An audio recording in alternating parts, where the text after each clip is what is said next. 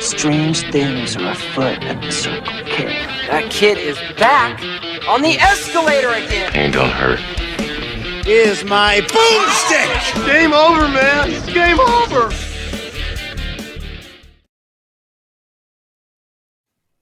Welcome to the Bargain Bin. He is your host, Ben Mason. And he is your co-host, Sandra Luketic. And today we're talking 1989's Tango and Cash. We assume if you're listening to this episode, you have already seen the movie, which I have done repeatedly, and I'm not entirely sure why. I don't know how to read that statement. It'll become clearer. Okay. Sandra, the buddy cop genre of film, we haven't really covered before. I think we've only really done Last Action Hero and I'm not counting that. That little kid is not a buddy cop. No. It's a buddy cop movie. It's lampooning that for sure. Is it your typical one? No, I'll give you that. But the other would have to be Showdown in Little Tokyo. Oh, that was a good one. Yeah, it was good, right? Lundgren killing it, man. Just like Lundgren last week. Is so good. He is in 2 of the movies in our top 5 viewed on YouTube. That's crazy. He is our draw. He is our pull. I wish he was in this movie. I'm getting to the point where I'm wishing he was in every movie, but yeah, I get what you're saying. Yeah, but you picked this one. You picked Tango and Cash. Almost a double feature now, back-to-back episodes of Stallone movies. Correct. Why? Well, like I said, I've never seen Tango and Cash, and I acknowledge that we had never done back-to-back movies with the same lead. So it started with that. After doing Rocky, I was like, okay, well, let's look at what other movies Stallone has done, because he's actually the 80s, 90s action star we hadn't covered prior to Rocky. Somehow. Yeah. So when I was looking at his filmography, I saw Tango and Cash, and I'm like, I don't want to watch a movie about paying for dancing lessons. And then I realized, oh, wait, no, it's actually a buddy cop movie with Kurt Russell. Might as well finally, knock that one out and finally watch it, because I vaguely even remember my dad referencing the movie before. So I was just like, all right, let's just get this one out of the way.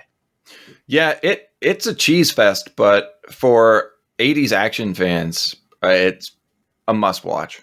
Yeah, like name an 80s action movie that's not a cheese fest. Good point. I don't think I can. All right. So before we dive into it, you can try and subvert my attention as much as you want. No, divert. There we go. But we have a game to play, Ben. Yeah, I was hoping you'd forget, and you never do. So no, because I literally write it down. Like I'm not gonna. That's the only thing you write down, then. No. Your awards. Okay, fine. Yeah, I have a file on my phone for every week that is my awards and now the game. Okay. I'm not going to forget. Except for that one time I did forget. Perfect. All right, Ben. Yes. Who has graced the screen in both Tango and Cash and other movies we have reviewed?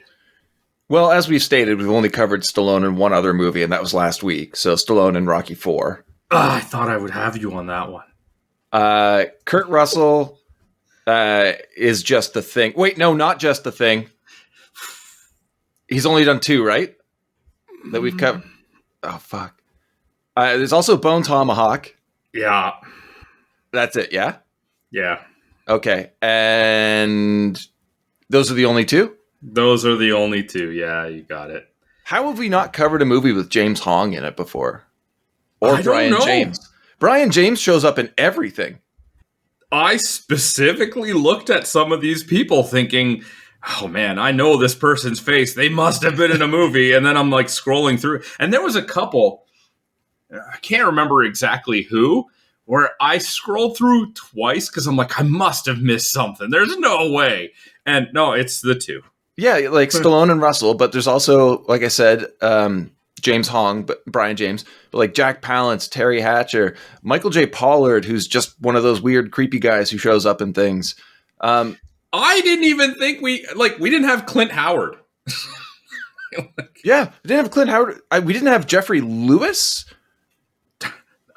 If we did, I completely missed it. But like I said, I was surprised and like looked through some of their IMDb's twice because I was like, "There's no way."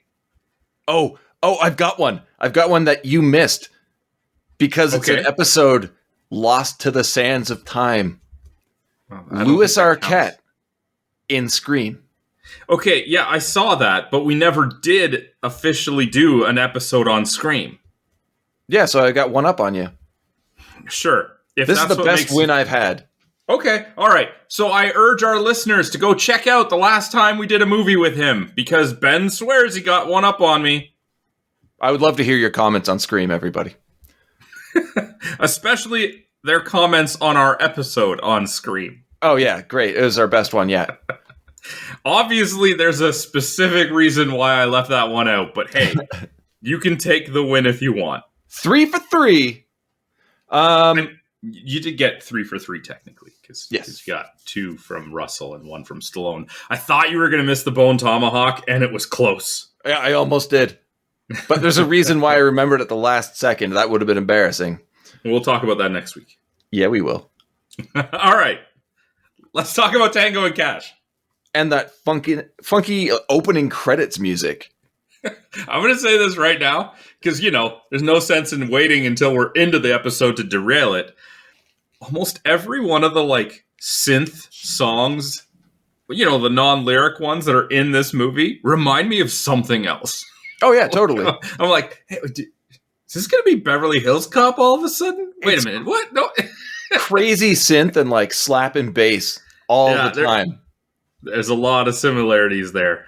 And we get an absolutely ridiculous opening scene here with LAPD Lieutenant Raymond Tango, played by Sylvester Stallone, intercepting a shipment of drugs concealed in a truck.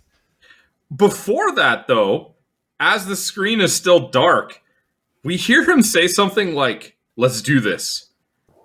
I missed that completely. Yeah, the movie starts and it's just a voice over the dark screen of him saying, "Let's do this." And it's like, is that him in the car talking to himself? Because that's not what the scene opens up to, but all right. Yeah, one-liners and banter are prevalent throughout this movie. I left a lot of those references out because they're everywhere. But they do add to the charm of it. I do want to mention that we get to see Robert Z'Dar as the driver of this transport truck. How do you miss him? Well, I swear to God, this man's chin grew the rest of his body. It puts Bruce Campbell to shame. That wasn't the grill of the truck? It very well could have been. Z'Dar is the stunt double for the truck. But I don't know if you've ever seen him in anything before, but he's a classic B-movie villain. I've seen him in YouTube reviews of movies he's been in before. Oh yeah, Maniac Cop and Samurai Cop and Cop and the other cop and But immediately I have a problem with this scene because Stallone blocks off the desert highway, takes repeated shots at the windshield of the truck, which I'm pretty sure you can't do because you're just murdering people without having proven that they're doing anything yet. But they slam on the brakes to the truck, and that truck is braking for a while. It's skidding, it's slowing, and it eventually slows to a stop. And as soon as the truck stops, both guys just fly through the windshield. Mm-hmm. Yes. That's not how momentum works. Oh, of course it does. It's inertia and perpetual motion and... okay, go on. Ejector seats. Okay, perfect. I am watching this scene, and Stallone steps out of the car. He's very prim and proper, and gathers himself. Make sure to reload his gun, because I guess he was driving around with an empty clip. What did he shoot at before? Why didn't he reload before? I don't know. Doesn't matter. The camera does a close-up of him aiming down his sight, and the trigger is already compressed on the gun. Yeah. Right? He's not actually pressing a trigger in. It's already in. Fine. Little movie mishaps. Doesn't matter. And then exactly what you're saying. These two guys just fly out of the windshield. Obviously, you should be wearing your safety belts. And later in the movie, I think his name is Face. It's what it is in the IMDb. I don't know if they actually name him in the movie at all. Star. Yeah, his face. When they're in the prison, he says, "Oh, because this guy had a broken rib and a broken foot, and this," and he lists some injuries. But these two guys just kind of roll out of the truck. He's got a little bit of a cut on his forehead. I'm like, you really didn't display the injury that well, did you? I have to say, the introduction to Stallone is lacking for me because he looks so weird in a suit. He's an action star. He does not work in this role for me. Okay. But reinforcements arrive, and it's nice to see Jeffrey Lewis as Captain Schroeder. The reveal of the hiding spot of the cocaine. What are your thoughts on that? There's so many issues with it. Yeah. Like, how did he know that it was in the front? How did these cops that supposedly checked the entire tank miss this concealed spot? I don't know. Yeah, it's dumb. Yeah. Well, it's an 80s action movie. If you let the plot holes stop you, you're never watching an 80s action movie. Yeah, that's a good point. Speaking of 80s action, though, we get a self-reference to another role he played. Oh. When one cop asks, "Who do you think you are?" another one yells out, "He thinks he's Rambo." And we get the incredibly stupid line from Stallone, "Rambo is a pussy." Fine. Yeah, which one of these movies was a franchise? Yeah, exactly. It's also raised a question for me. And this happens all the time in cop action movies. The police catch drug dealers and then taste the drugs and then book them. But how do these cops then pass drug tests? I don't know. Yeah, I've always wondered that. And obviously it doesn't matter. It's just, I don't know. I guess it just has to work this way. Anyway, a limo passes the crime scene and we're introduced to antagonist Eve Perrette, played by the great Jack Palance, and his associates Quan, played by James Hong, and Lopez, Mark Alimo. And this is where we find out that both Tango and Cash, who we haven't even met yet, are constant thorns in his side. Thoughts on these villains? Why are they there? I have no idea. That was my next question. If I'm a criminal like Lord, and I have lackeys driving a tankard of drugs or whatever across the border, wherever the hell they're going, I'm not following in a limo, especially if I see a cop car and it's clearly got like the light on the top. I'm getting out of there. This isn't a good place to be right now. Can you imagine the limos just trailing the truck? Tango flies by the lights on, they're like, fuck, and just go off-roading. Nobody would suspect a thing. Limo just cruising through the desert off-road. And like, it makes no sense why they're there. This truck crashes. Well, not crashes, but stops with the guys flying out and the drugs. And the police are not barricading the road. It's like, nobody's like, hey, yeah, limo, you got to hold on. Yeah. Just, sure, why not? Plot holes. Immediate flaw in the movie after this one flaw. Okay. Quan and Lopez offer to straight up kill them. But Perrette has something else in mind. And his plan is way too elaborate. Just kill them. Just kill them, exactly. Why are these two listening to this guy? Just kill him. Yeah. And like, how are these two lackeys? Like, we don't really know who Quan and Lopez really are, other than they've both had issues with Cash before. So it's like a meeting of crime lords who just have the same problem. Are they his lackeys? What's going on? I feel like they are. I feel like he's the head honcho, and then like one guy handles the east side for him, another guy handles the west side for him. It's like they're the sub crime lords. Yeah, because Quan works for the triads, and Lopez is a cartel boss, I think. It just seems like a weird mix of people, but sure, whatever. It's like, hey, we're making an action movie. We got to stereotype the drug dealers. Which one should we use? All of them. Done. Just throw them in a limo. Put them on the scene of the crime. Yeah. We finally meet Lieutenant Gabriel Cash, played by Kurt Russell. Of course, he lives in a dump in the inner city, and the local kids love him. You know what? I'm just going to say this right now. Kurt Russell's awesome. I love in, Kurt Russell. Everything. Everything. Just freaking awesome. The guy just lights up the screen almost immediately. He has done many shitty movies, but he is great in all of them. And in case you didn't notice, Sandro, Cash is the cool cop, and Tango is the by-the-books, stuck-up, straight-laced cop, just for clarification. No, I didn't get that. They hide it very well. We get an immediate assassination attempt in Cash's apartment. What's up with this assassination attempt? I have no idea. The culprit punches through the mirror to then shoot. It's like, if you know he's there, just shoot. Just right away.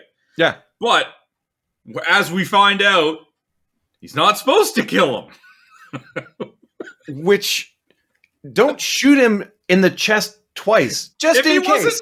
If he wasn't on duty and wasn't wearing a vest, those shots would have killed him. And then the guy's like, oh, our setup plan is ruined because he did. But then at the same time, good? Like, you've dealt with half of your problem already. These villains are so stupid. But Cash survives because, he's in the title of the movie. And falls through a window onto his fire escape. And then we get the reveal that he's wearing gun boots. I don't like this at all. I hate it. It looks so dumb. So dumb. And then we get a foot pursuit.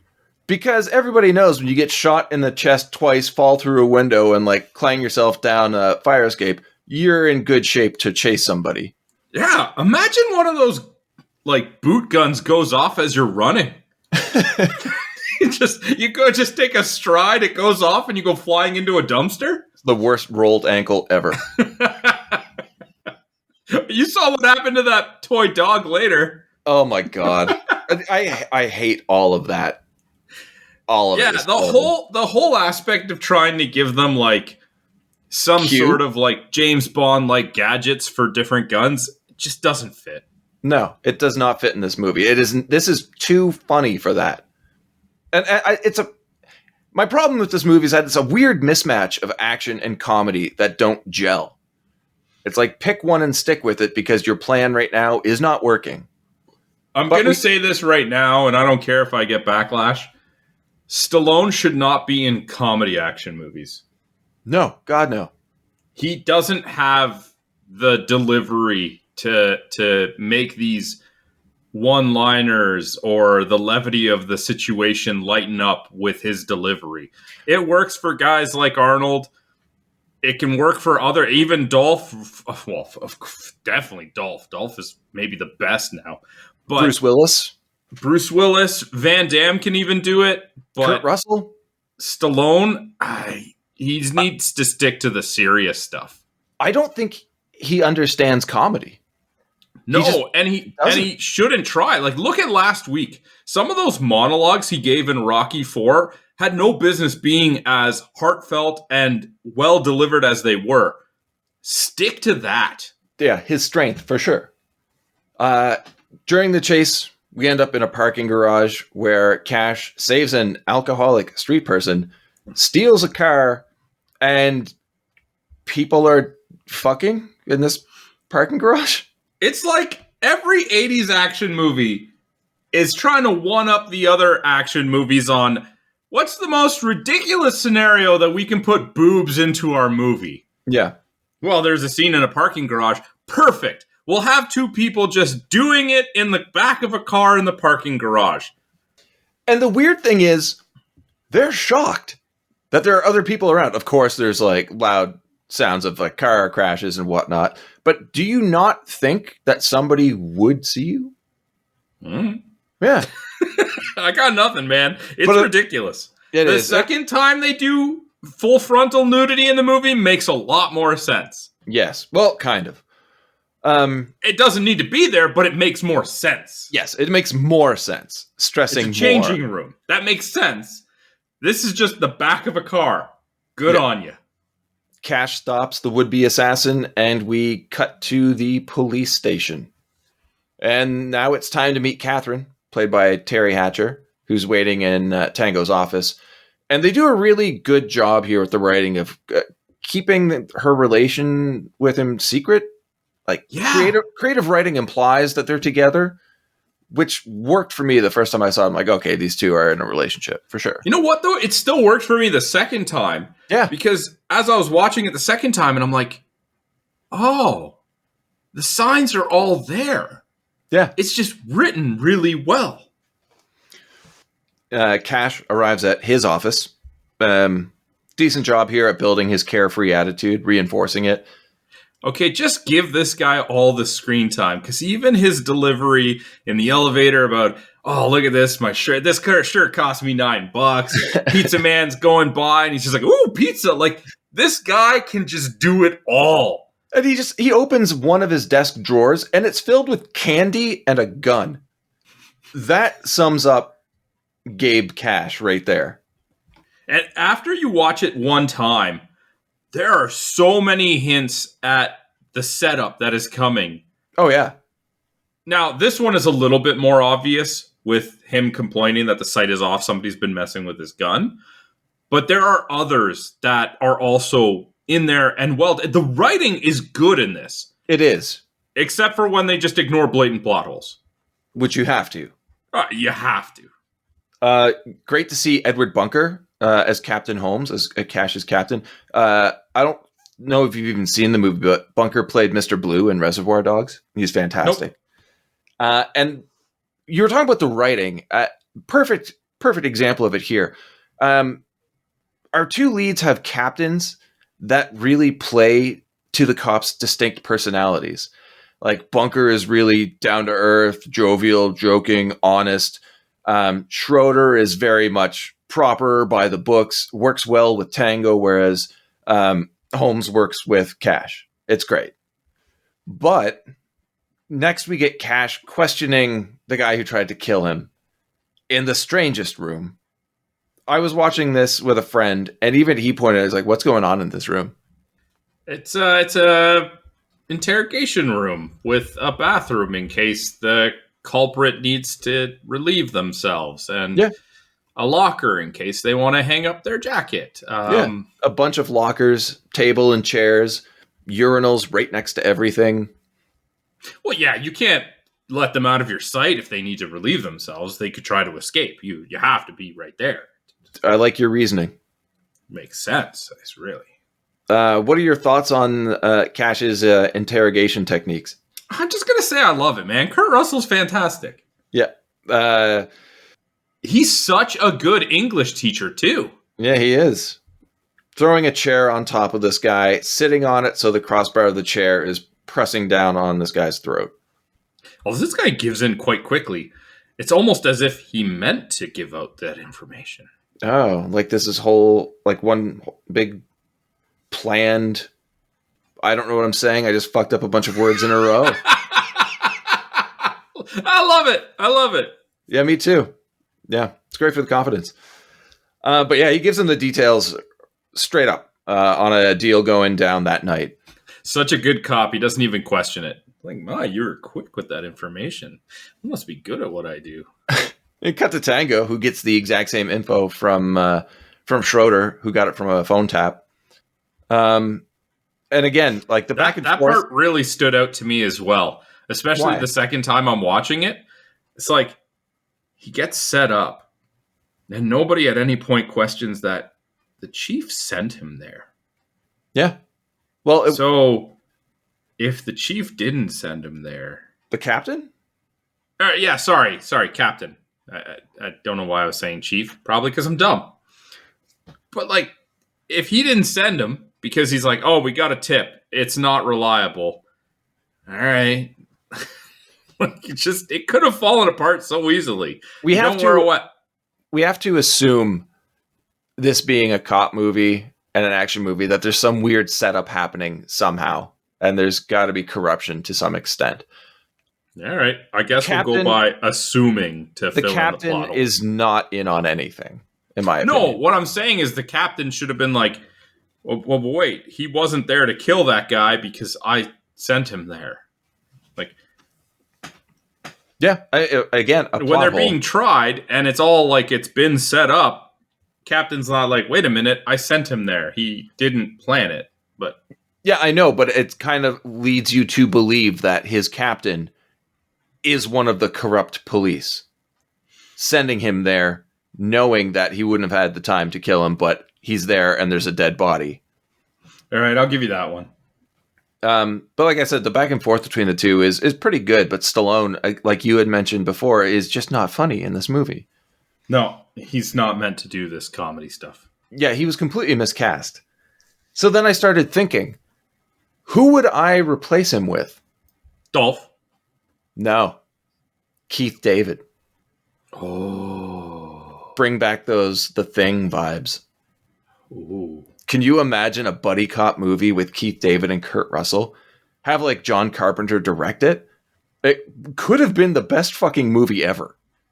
Honestly, Keith David, hell, Roddy Piper, give him another go. But like He can do the comp. Keith David, put that man in a suit, get him to play the role of the straight man. He'd be perfect. Carl Weathers. Carl Weathers would be great too. It's like, look at your picks from Rocky IV. Just take any of the other guys. Yeah. Man, we're shitting on Stallone. Stallone, people make fun of him all the time. I think he can be a great actor. I think he is a great actor given the right role. And as we've said, this is just not it.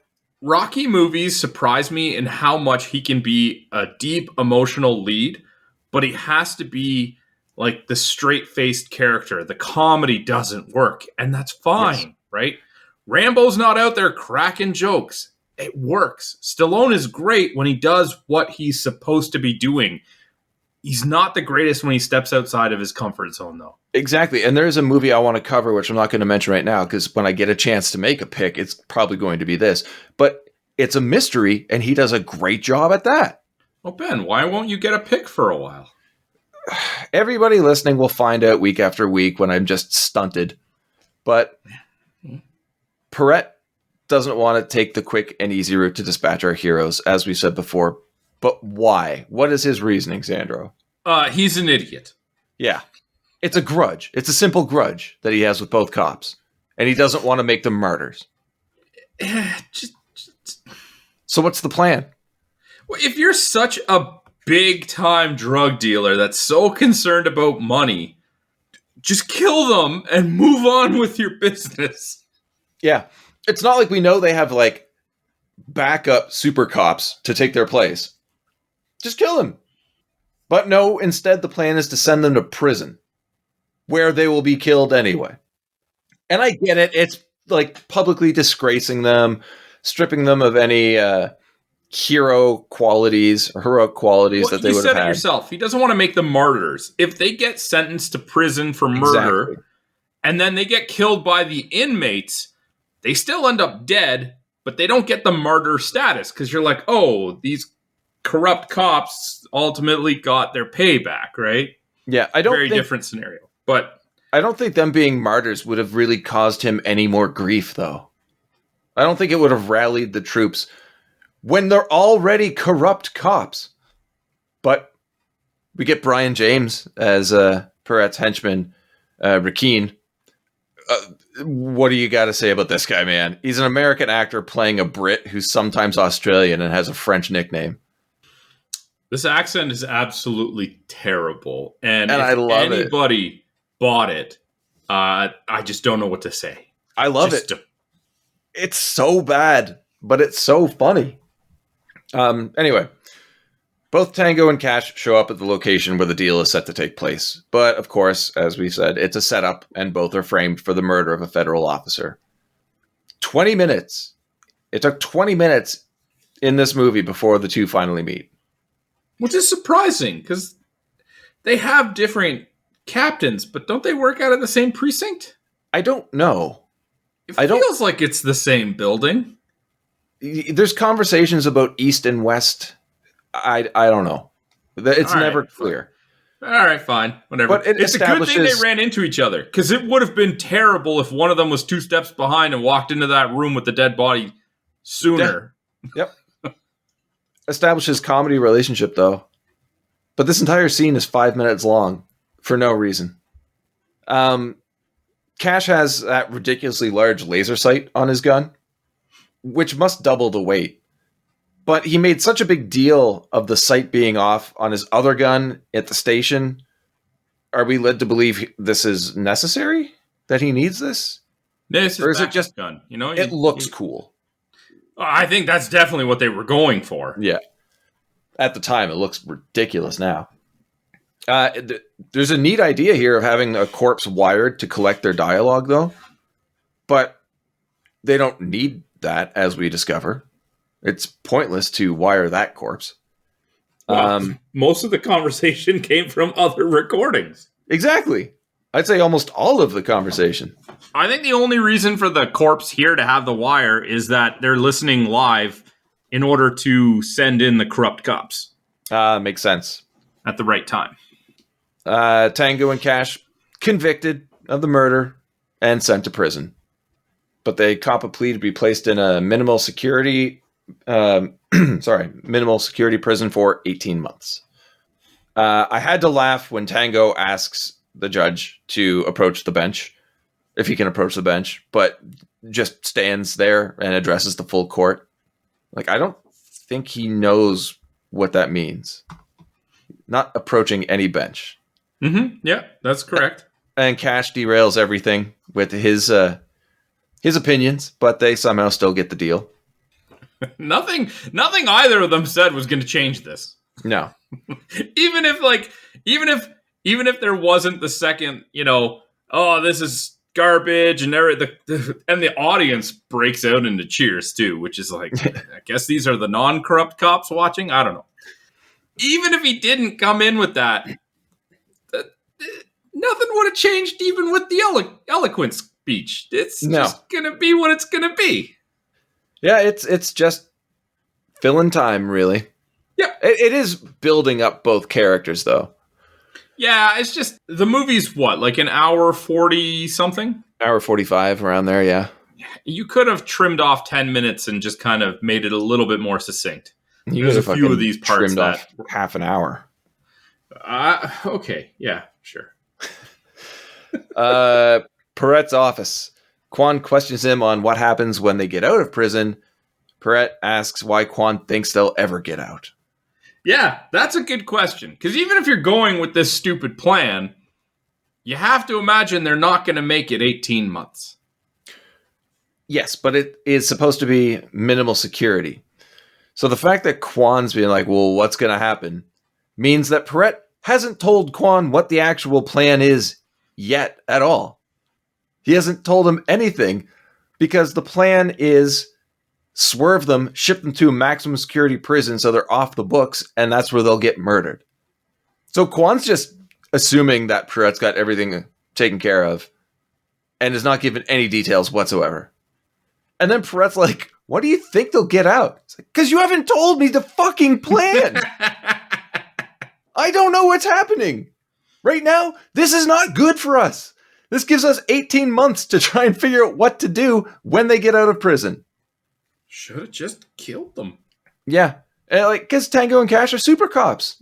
That's why they're going to get out. It's classic movie villain blunder. And this is the logic lampooned in what I said was a buddy cop movie, Last Action Hero. They just make fun of this all the time. But yeah, maximum security prison, Sandro, run by a crooked prison board.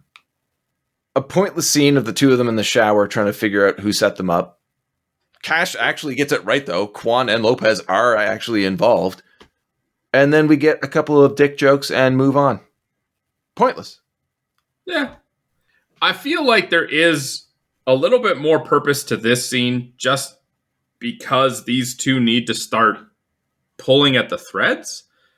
Didn't necessarily have to be in the shower, but maybe that's the only place they're going to get to talk, right? They could have had this conversation in the next scene when they're being escorted into Gen Pop. Could have had this conversation in the truck as they're being driven there. Yeah. Also, because even if you don't get sent to the maximum security prison because the prison board is corrupt, you still know somebody set you up. You could be having this conversation as you're being driven there. It's very true. It doesn't matter. They just wanted to show butts, I guess. I don't know. Yeah. I hear that both of the stunt doubles were Jean-Claude Van Damme. He wasn't showing his ass enough in the 80s. He's like, I got this, guys. Yeah. Innovative camera techniques. I mean, Double Impact came out before this, so who knows? Yeah, there we go. Yeah, Introduction to Gen Pop. Why in these movies is everything in prison always on fire? it's chaos. So much litter and fire and the cops are just walking by it like it's normal. So, oh yeah, there's the afternoon fire. Yeah. Prisoners berating the new inmates. We've seen this time and time again in 80s and 90s action movies. It is probably the biggest prison movie cliche. But we get to see Zdar again. You say that almost like it's a good thing. It is a good thing. I love Zdar. Sure. You don't? You don't like him at all. What do you have against Robert Zdar? I mean, I don't have anything against him per se, but I'm not excited to see him. He's just so campy. I guess I've seen him in so many B movies. It's nice to see him in like a big budget action flick. Anyway, he gets fucked up by Tango. And the cops do nothing. It's fine. Yeah, reach into the bars and make them bleed. That's cool. The cops don't give a shit about anything. Well, the guards, let's say, the guards don't give a shit about anything because they just do what they're told, and that's it. They do what they're paid to do. There you go. Time to meet the cellmates. Cash gets a large, intimidating black man, and Tango gets Slinky, Clint Howard. I absolutely love the scene with the toilet. Yeah. Kurt Russell he gets all like chest puffed out. He's like, listen here. And he sees the guy stand up and tower over him. He's like, that is your toilet. We're going to get one thing straight right now. Looks at him. It's your toilet. He's so good. No, this is more of the great writing you were talking about because the cellmates' personalities work so well together. You get two people with massive, larger-than-life attitudes, personalities, and then you get Tango and Clint Howard, who are, I would argue, meek compared to the other two. I find it hilarious that Clint Howard's like, I'm not afraid of you. See this newspaper clipping? Yeah, I killed that guy. He was my best friend. Mm-hmm. It's like, you're not intimidating him at all. And he grabs his newspaper with the slinky or like breaks it, and it's like, oh man, such an intimidation factor. You hit a slinky. Like, it's just, you're not physically imposing, man. Just don't. Well, and again, that night we see how both Tango and Cash are sleeping. Cash not having the greatest of times, as his cellmate is so big that he's sagging the top bunk down and basically laying on top of Cash. Yep. Tango, on the other hand, has Slinky tied up with his Slinky and is sleeping quite soundly. Yeah. Well, he did not successfully intimidate him. No. That night, they both get abducted. And that one dude, man, I don't know, that one guy eats shit over the railing. Never to be seen again. No, never to be mentioned again. No. They're both collateral damage. Thrown down the laundry chute. And they're now surrounded by inmates. Perrette and Rakeen make an appearance. Then a fight breaks out. Kind of a cool scene, but they're subdued, and then we get the torture scene. This always kind of stuck out to me, this torture scene. It's for an action movie, it's a pretty rough watch. Being suspended above tanks of water, I guess is the best way to describe it. And having been lowered in, so like they're like up to their ankles, maybe at least their toes are in the water. Then they're immediately electrocuted. Yeah, and it's actually kind of a nice little scene where they're talking. And it's like, you got any family? Yeah, I got some. You? No, just got a relationship with an alimony check. That was actually a different part of the movie. But still, and he's like, I guess I'm first. Mm-hmm. Same part of the movie, actually, just like a couple of seconds later. Yeah. But the guards interrupt and they're saved. Turns out Cash is friends with the assistant warden. I don't know how that works. Like, it seems like a very volatile scenario to be in. Well, they did say that it was he was his commanding officer when he first joined the force. I guess he then went on to the prison system. And he says, like, most of the guys here are all corrupt. So Yeah, but that's what I'm saying. As the assistant warden, if he was like, you need to go in there and break this up, and the corrupt guards are like, no. Because it doesn't stop them from killing him later in the movie.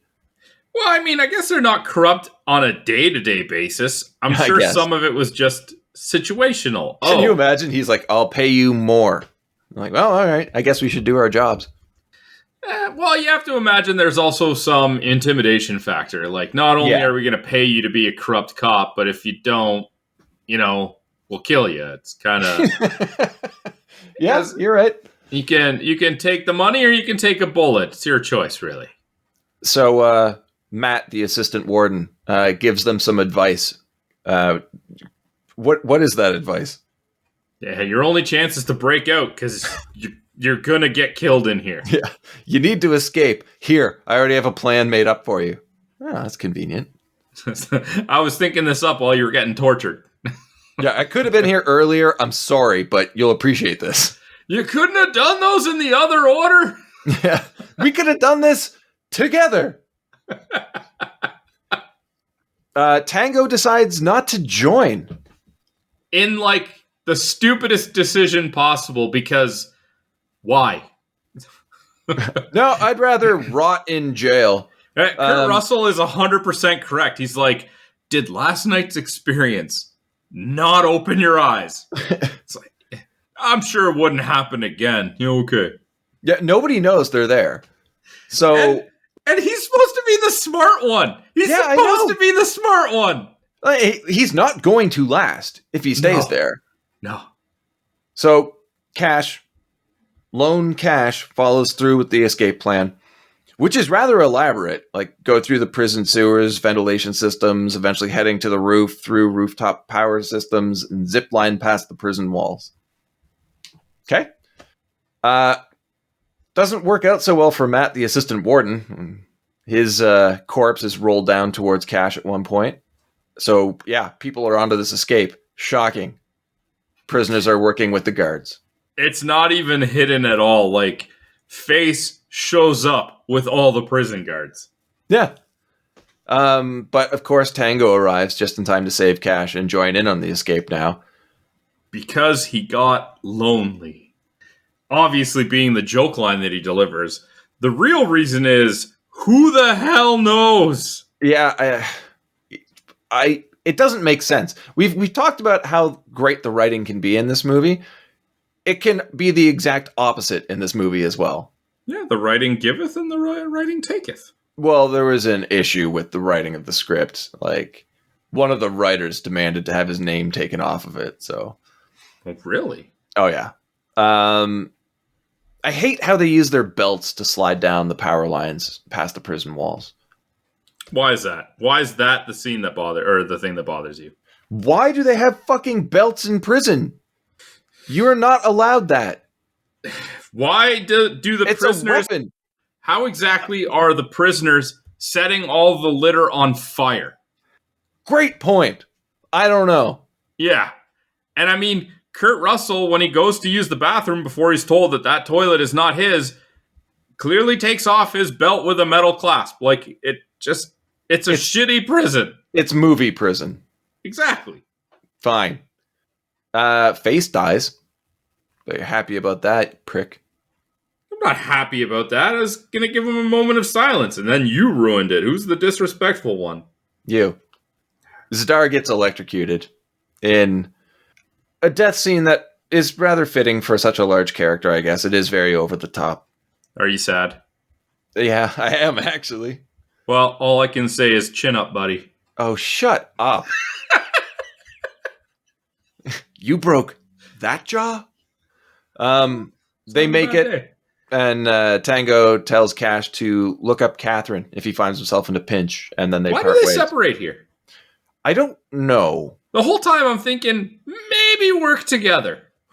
However, if they're both recent, escaped convicts, if they split up, they're not going to be caught together. That's true. So that's the only reasoning I can think of. Well, if they split up, they're going to be killed separately. Maybe one gets taken down and the other one can clear his name. Oh, yeah. Perret, Kwan, and Lopez argue about what to do because that's all they ever seem to fucking do. Yeah, because they're just dealing with an idiot. Just kill them. God damn it. At this point, Lopez and Kwan should just kill Perret and do it their way. Can you imagine? The movie takes a massive turn, becomes much more serious, and then they're like real stakes. Yeah. That'd be great. In this scene, instead of Perret telling them that, whatever, we got it covered, blah, blah, blah, the two of them just show up, kill Perret, and essentially just send everybody out to get them. Can you imagine the triads and the Mexican cartels team up?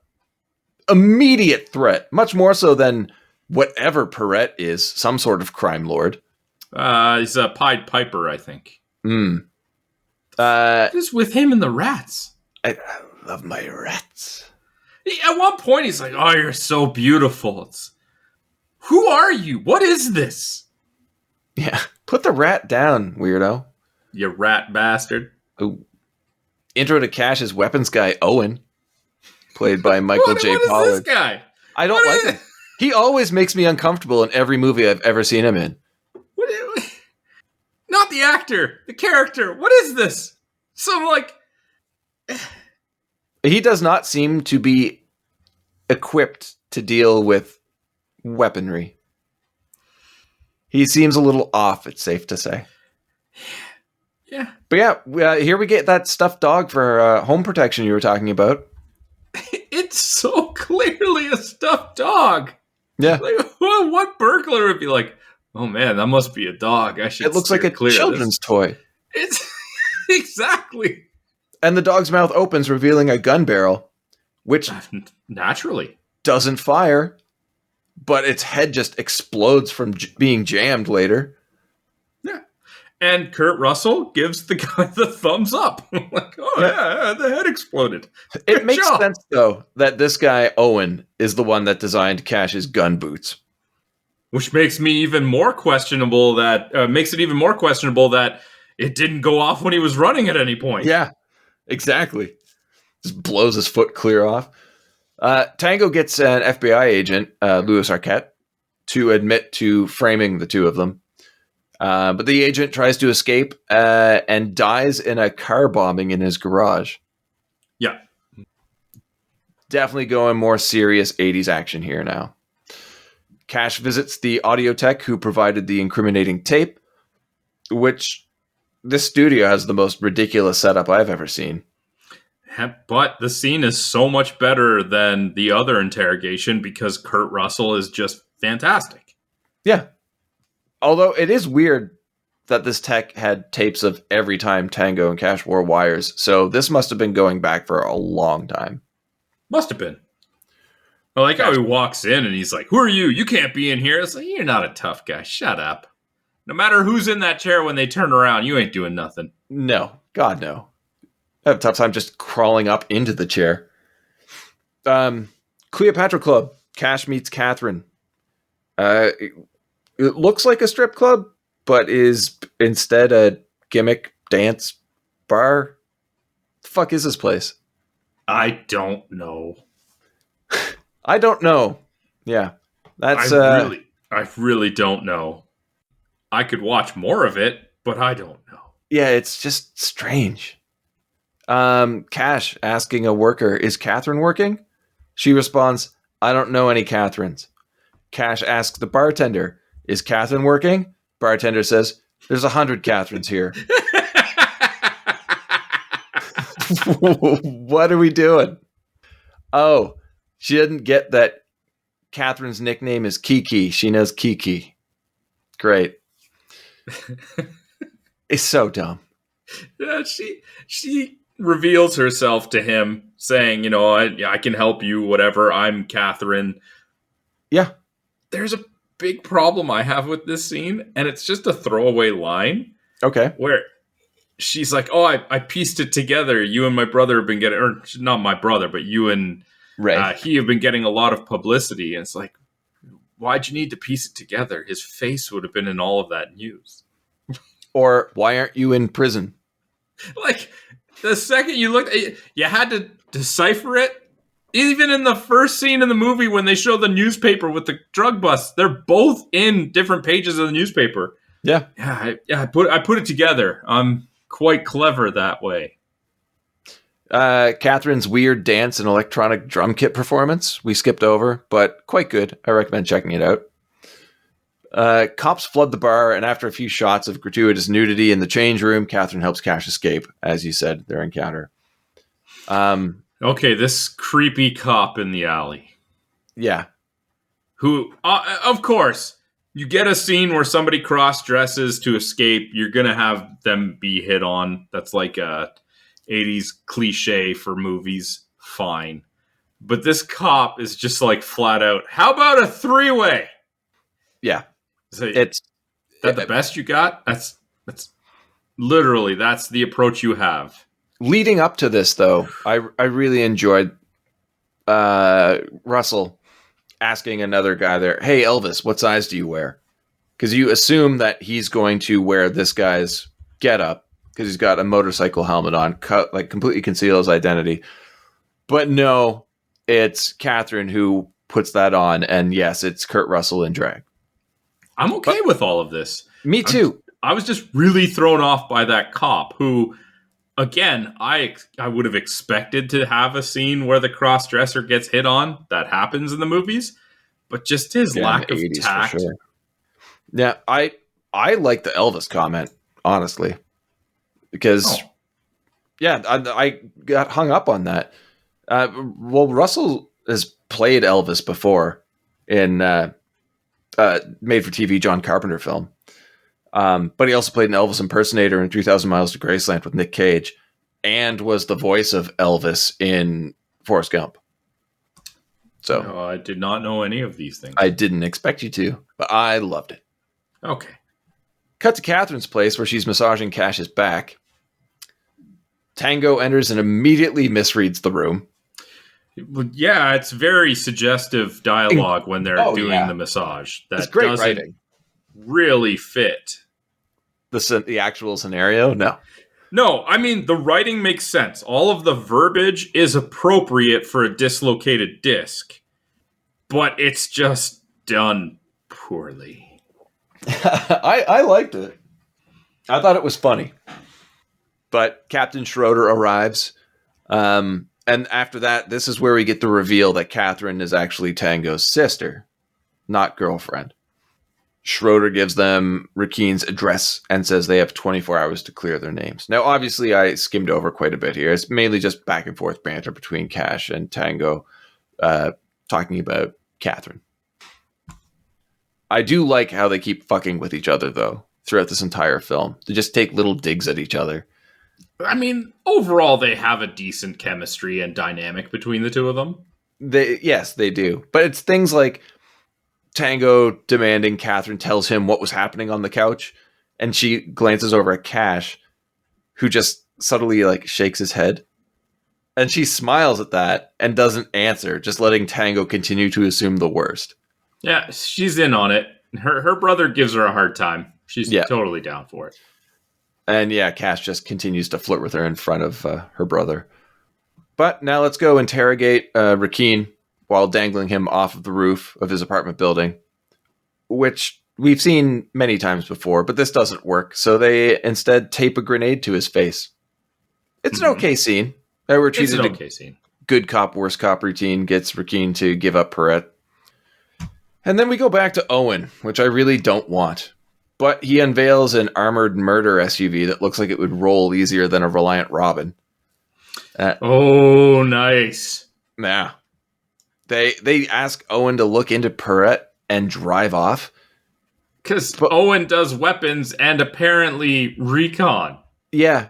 But they ask him to look into Perret and drive off. Where are they going? That's a good question. They don't have any info. They just leave. Be like, you're in this weird garage warehouse where no one knows you're like where you are. Just stay there. Don't go driving around California. But eventually Owen gives them Perret's location at an abandoned compound, and we prep for the main action scene of the movie. Okie dokie. Yeah, they drive through the front gates, and it's a murder fest. Explosions everywhere, yet for some reason, I just find this whole scene underwhelming. I really had no interest in a vehicular chase / combat scene. No, it doesn't fit, and it feels lazy. Could have done without that. Just show them entering the compound on foot and get to the actual physical action, because there's no part of this that needs to be like a chase scene. No, almost none of this movie is vehicle based. We don't need it. Making it such an important part of the climax of the film is dumb. But what makes this worse is that even the writing, the banter between the two in this scene, is probably the worst of the film. Yeah. I did not laugh once, and it's just comedy line after comedy line, and I just bogged the whole thing down. Honestly, like I said, just cut to them entering the facility, like undercover. That's all we need. And then if you need to have a little bit more banter, have it as they're breaking in, and then just get to the on foot, like hand-to-hand combat sequences. Exactly. I agree. So yeah, they eventually make it to the main building of the compound, which is where we should have just gone immediately. Perret's abducted Catherine somehow and initiates a self-destruct system for the area. I don't know, man. I really don't know at this point, because they left the guy tied to the roof, right? Yeah. But somebody found him, cut him out. They found out where Catherine was, kidnapped her, got back here before the chase scene, and like they did that all very quickly off camera. Seemingly planned for them to show up in the murder SUV. Yeah. Tango and Cash, they kill Quan and Lopez with the greatest of ease. Oh yeah, just shoot them. These characters should have been written better. Quan and Lopez were completely thrown away in this movie. Yeah. To the point where you're like, why even have them here?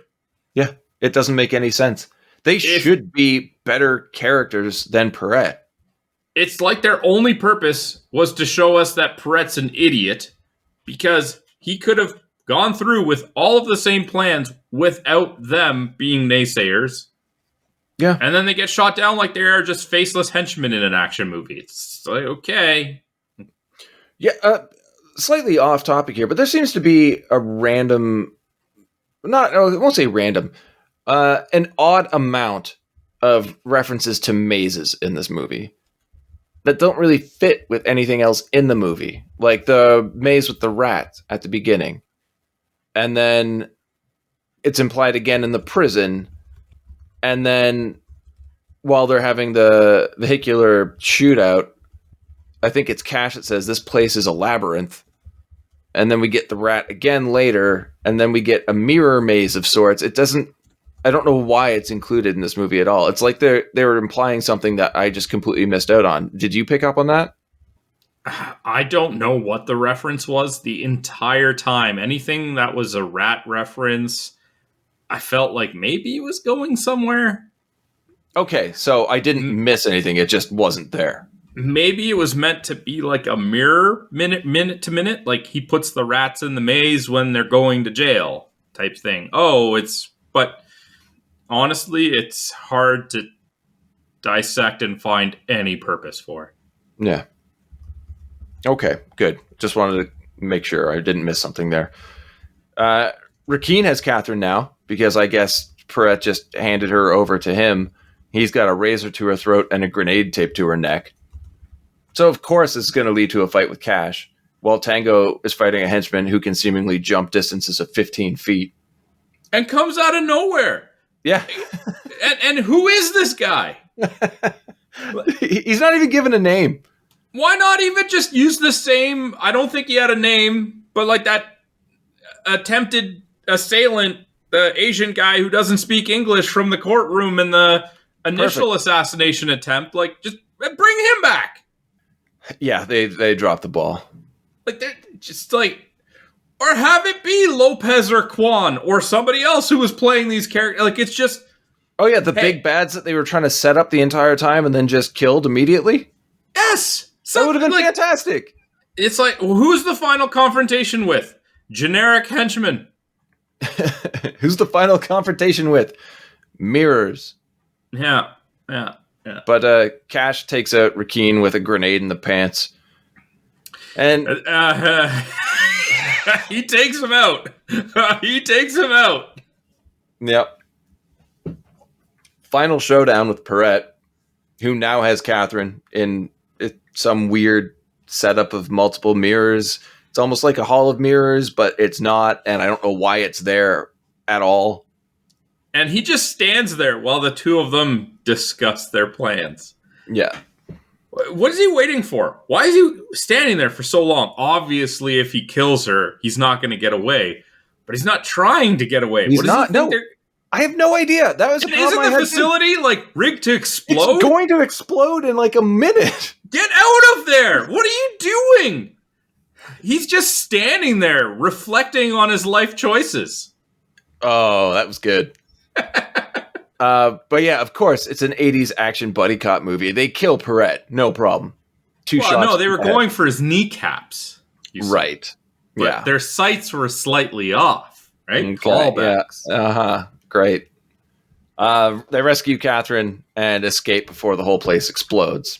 Again, if they didn't shoot him, would he have just stood there in that stalemate until the facility exploded? There's no way he's running as fast as they can. No! He's not even trying to get away. He's like, set the building to self-destruct. What's the plan? I'm going to wait until it self-destructs. Then what has this whole thing been for? What are we doing here? That's your plan. That's your fantastic plan. Stand there in a bunch of mirrors until the place blows up. Yeah. Yep. Well, Sandro, it's time for a high five. Which they teased a couple times in the movie. I guess that's kind of nice. I liked it. Yeah. But a newspaper shows us that the cops have been cleared of the murder charges and roll credits. What about all the millions of corrupt cops everywhere else? Yeah. Yeah, these guys, like in the big picture, Tango and Cash, after this, are fucked. Well, maybe not, because there's no one left to pay these corrupt cops, so they can just go back to normal. Oh yeah, except for when Tango and Cash try and like reveal that everybody's corrupt. They're going to do what they should have done at the beginning of the movie, what Perrette should have done, and what Kwan and Lopez were trying to get them to do. Kill them. Don't worry about it.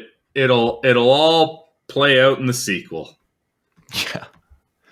This movie should never get a sequel. I mean, it didn't. Exactly.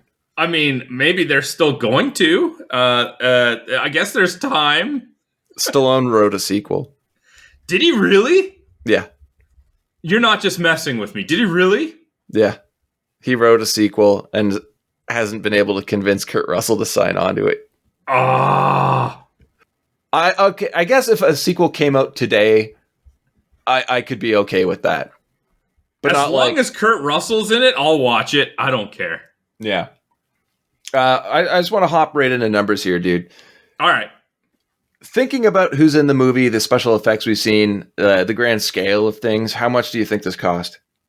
1989. Yeah. 40 million? 54. Oof. And it was a success. I thought so. Like, it felt like a cult classic. I know of the name. That's why I wanted to watch it. So, 70 million. 120.4. Oh. So, yeah, I'm surprised it didn't get a sequel. Yeah, even if it didn't get received super well, with that kind of money, you figure they would have funded a sequel. Yeah. Just to try and make any extra money off the success of the first one. Speaking of reception, though, the IMDb rating? I'm going to probably sound pretty lame, but I'm going to go to my usual fallback of 7 out of 10. So I 6.4. Okay, yeah. Critics over at Rotten Tomatoes? 42. 31. Oh, okay, so I didn't go low enough. Audience score is not as good as IMDb either. 58. 52. Oof. All right, I was fairly close with a bunch of those. I think 6.4 works for IMDb. I think that's a pretty accurate rating. 31, 52, way too low. All right, should we get into awards? Yeah, let's do it. All right, you start us off with your least favorite character or worst performance. What do we call this award? It's least favorite character. What do we call this? Over 100 episodes in. What are we doing? No, technically not 100 because we didn't have awards for like the first dozen. Oh, that's okay? right. Fine. So give me a break. We haven't done this that many times. Okay. But yes, least favorite character, Ray Tango. What? Yeah. Okay. And it's not because of Sylvester Stallone's performance and his inability to be comedic. I just don't like the character. It's okay. It's too much of the straight guy. And he doesn't bend like normally you would have the two personalities kind of bend slightly to intersect, and that makes the partnership really work.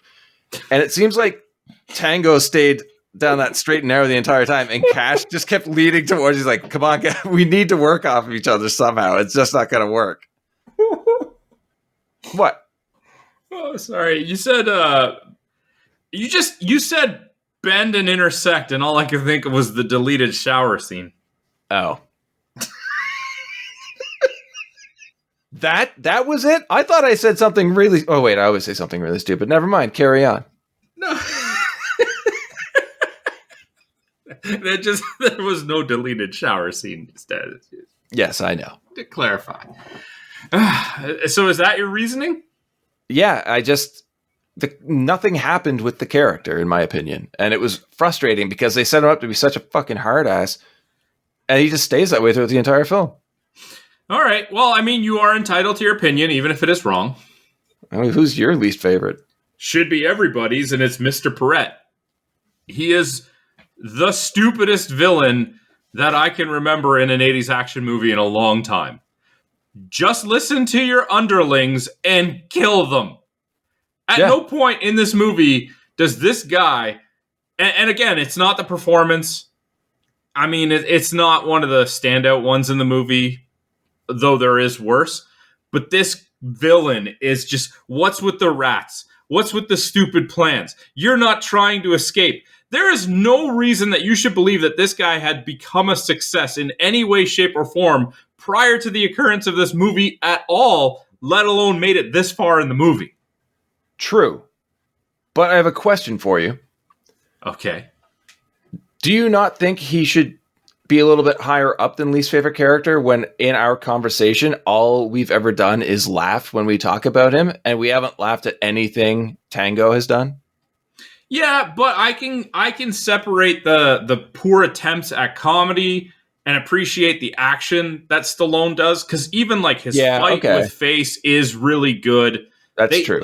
Like there are things that Tango does that are good, even if there are some that he does bad. Perret is terrible constantly, and at no point does he wake up or get smartened up by the people around him. Yeah, you're right. So, okay. Anyway, so I lead us off with best character, and I'm going to go out on a limb and say you had the same one. Yeah, of course. It's Kurt Russell as Cash. Oh, I had Perret. Of course it's Cash. As long as you didn't have Face. No. Kurt Russell is fantastic in this movie. The guy can, and it's really tough putting Sylvester Stallone next to Kurt Russell in one of these situations, because yes, Stallone is much more built, though Kurt Russell is absolutely an action star himself. Jack Burton. Pardon? No, sorry, it was a Big Trouble in Little China reference. Oh, okay. But he can do the serious. He can do the action. He can absolutely do the comedy. He can do charm. This guy is just perfect in this movie. Oh, not just this movie. Well, but I'm trying to stick to this movie, right? Like, I'm not going to give him best performance based on another movie he did. I mean, this is your podcast. You can, if you want to. Okay. Whatever. What's your pick? What? We've already been over this. I agreed with you. What are you trying to do, man? Well, I mean, I don't know. You seem to be arguing with me, and you made a stupid choice for the worst. I don't know. That is not a stupid choice. For all I know, you were going to say that Brian James was the best because of his fluent accents. It was very convincing. No, he wasn't convincing. It was 100% convincing. I had to look it up to make sure he wasn't British. He's not worst performance by any means, but you needed to look that up. No way you needed to look that up. I didn't have to look it up. No, exactly. That man's obviously from California. Yeah, okay. There you go. Anyway, so yeah, your favorite is? Fuck off. All right. Memorable line. All right, what was your favorite or most memorable line? You already quoted it earlier on. I did? It's at the torture scene. Where Cash asks Ray, like, Tango, you got any family? And Tango says, yeah, you? And he says, well, going steady with an alimony check. That's about it. Nice. Yeah, it's a great line. Great delivery from Kurt Russell. We'll leave Stallone out of it.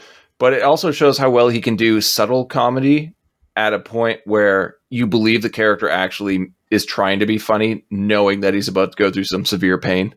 Mm-hmm. That's good. Mm-hmm. You? This is going to surprise you, but I have a Stallone line, actually. Oh, great. And it's from the discussion in the shower. Mm-hmm. When Kurt Russell lays out his theory on why he thinks it's Lopez that set them up, because at this point they don't know about Perret.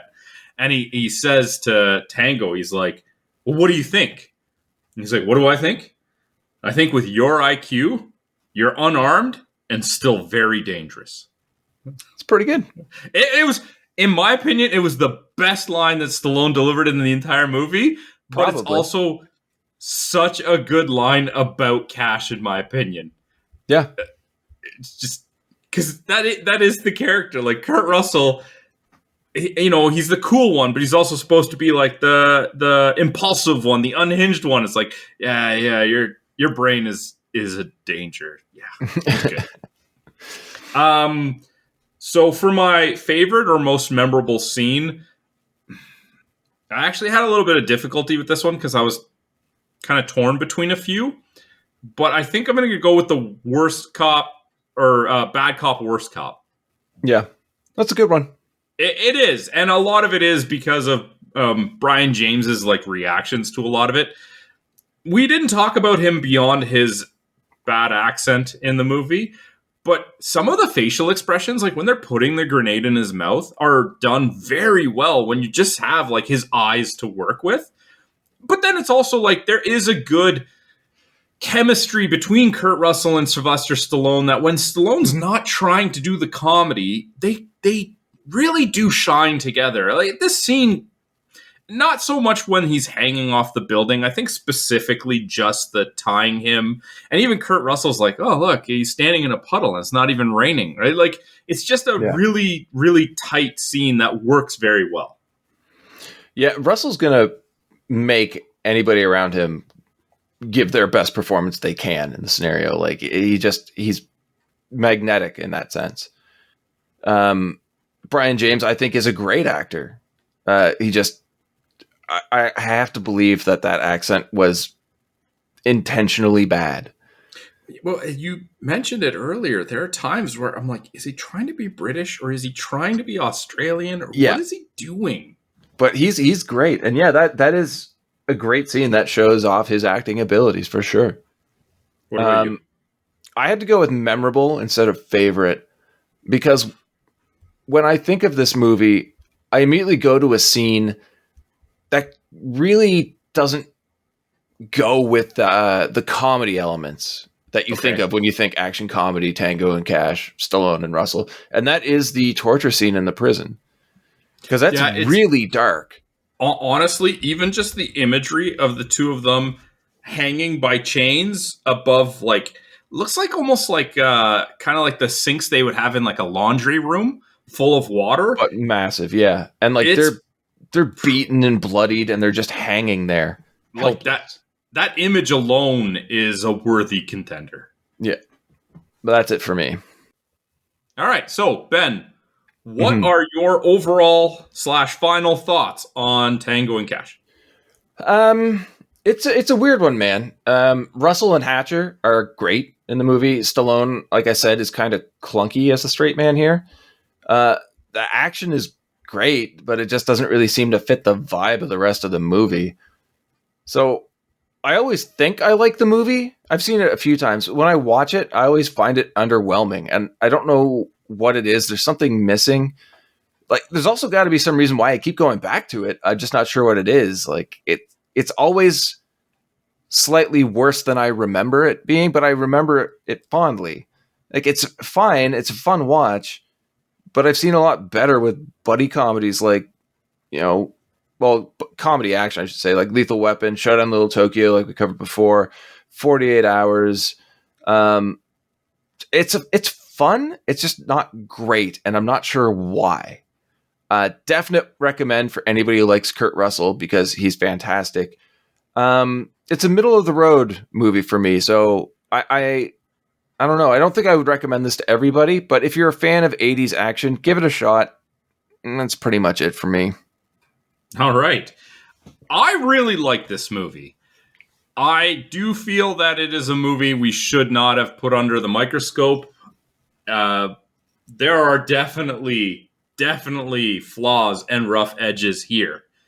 However, and it could primarily be Kurt Russell just carrying it, is an enjoyable watch. I don't know if I would, in any other scenario, have watched it more than once. The first time through, I had a blast. It was just fun. I was taking it in, even chuckling at some of the poor writing or bad choices that didn't make any sense. It was the second time where it kind of started to drag a little bit, because now, like, I know a little bit more about what the setup was. I know about the relationship with Teri and Tango. It's stuff that helps carry it along the first time through, and this movie just does not need to be looked at with an analytical eye. But as just like a fun, sometimes cheesy 80s action movie, like, you can't go wrong with it. Just stick to one viewing. Yeah. I think there's something we should point out here too. I know this is very true for me, and it sounds like it is for you too from when we covered the climax. This movie is a lot of fun up until the point where it's supposed to be a lot of fun. The climax and afterwards is just a miss. Like, it doesn't fit the rest of the movie, and it doesn't pay off everything we've been watching so far. I think that's the problem. Yeah, I can see that, because there's definitely a divide here where once they get the van, it almost feels like it's a different movie. Like, yeah, they took exactly. Two plots and kind of Frankenstein the ending with another one. Like, it just, yeah. But again, if you can just kind of watch it for what it is a fun time, and it does have a pretty solid cast for the most part. So I'd recommend it. Right on. Cool fun pick. I'm glad you finally saw this movie. Now let's never speak of it again. All right, so that was our thoughts on Tango and Cash. If you guys want to share your thoughts with us, you can hit us up on social media. We are on Twitter at BS Bargain Bin, Facebook.com/BS Bargain Bin. Always head to BSBargainBin.com for all of the links, including our merch, or, as most people elect to do, use the comment section in YouTube. Ben. Yo. Last week, we did our December fan pick, and due to scheduling, our January fan pick is next week. The shortest gap between them ever. Yeah. What are we watching next week? Well, the winning vote for next week is a movie submitted by Danielle, and we will be talking 1992's My Cousin Vinny. A funny thing happened to William and Stanley on their way to college. At what point did you shoot the clerk? They got framed for murder. Whoa! Wait a minute! Now, 2 kids from New York are in deep trouble It's time to make your phone calls. The clan's here. They're inbred. They sleep with their sisters. in the deep south, Some of them do. and only one man can save them. We need to call an attorney, a great attorney. He's not your typical hero. We got an attorney in the family. Great, who? He's My cousin Vinny. You stick out like a sore thumb around here. Oh, yeah, you blend. You graduated from law school 6 years ago. What have you been doing since? Studying for the bar. That's a lot of studying. What's this over here? You never heard of grits? Sure. I just actually never seen a grit before. it's his first case. Now, didn't I tell you to dress appropriately? You were serious about that? The way you handle that, Judge. Oh, you're a smooth talker. You are. It's their last chance. The 2 Utes. Did you say utes? Yeah, 2 Utes. What is a ute? But with Vinny's style, I wore this ridiculous thing for you. and Vinny's girlfriend, We agreed to get married as soon as you won your first case. My biological clock is ticking like this. And the way this case is going, I ain't never getting married. they're dead meat. May I have permission to treat Miss Vito as a hostile witness? You think I'm hostile? Now wait till you see me tonight. Joe Pesci is My Cousin Vinny. You two know each other? Yeah, she's my fiancée. Well, that would certainly explain the hostility. Until next week, have a good one. All the best.